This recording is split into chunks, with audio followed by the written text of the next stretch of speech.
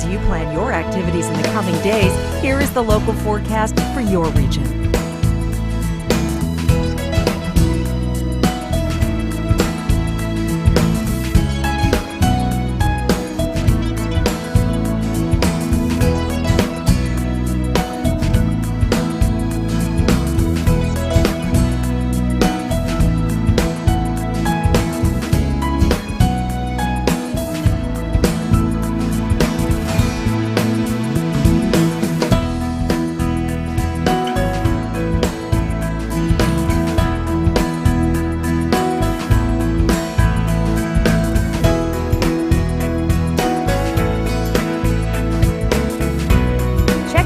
Start-stop for your city or postal code to find out when that rain or snow will start and also when it will end.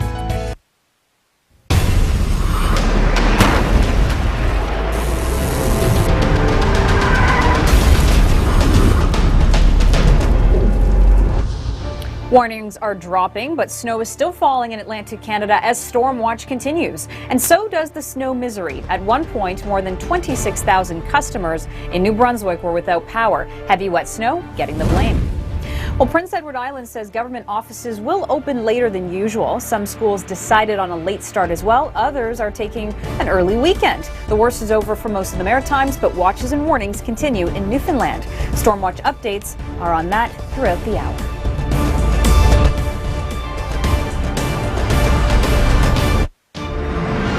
Here are your top 5 animals loving winter. Number 5, after a hard day at the office, penguins love to unwind with an ice cold bath. Number 4, it's not exactly King Kong versus Godzilla, but this bunny shows the squirrel exactly when playtime is over. Number 3, honing one's soccer skills is a sure way to pass the time during a long winter. His agent says he's ready for prime time. Number 2, exploring, frolicking, vying for mama's attention, and just being unbelievably cute is all in a day's life for these polar bear cubs. And number 1, it's no secret, dogs love snow. Some love it shoveled on them, while others don't want it shoveled away. This 15-minute snow removal task took over an hour to complete. For more top 5 videos, log on to the video sections of theweathernetwork.com. Stormwatch is brought to you by the Cub Cadet X Series. Stormwatch on Atlantic coast, blizzard, near blizzard conditions in St. John's. We're at the apex of the storm now. It is going to go very unsettled in Western Canada. And today there's a lull in the weather, but let me show you where we're drawing this moisture from. Across the Pacific with the jet stream, it goes onto the British Columbia coast. Heavy rains over the course of the weekend. The systems are working this way. You'll get 18 hours of rainy, windy weather, and then it'll calm for 10 or 12 hours, and then you're right back to it. And this pattern will replicate itself over the next week in British Columbia. There are wind advisories in place now from Environment Canada in BC, and the winds will be out of the south. But as we move through time, those winds will get up to 80, 90 kilometers per hour over the Strait of Georgia. So that'll be an uncomfortable ferry crossing through the day tomorrow. They don't ease till Saturday night. Snow continues to fall too, and the snowfall elevations are actually coming down to about 1,000 meters Saturday night into Sunday. So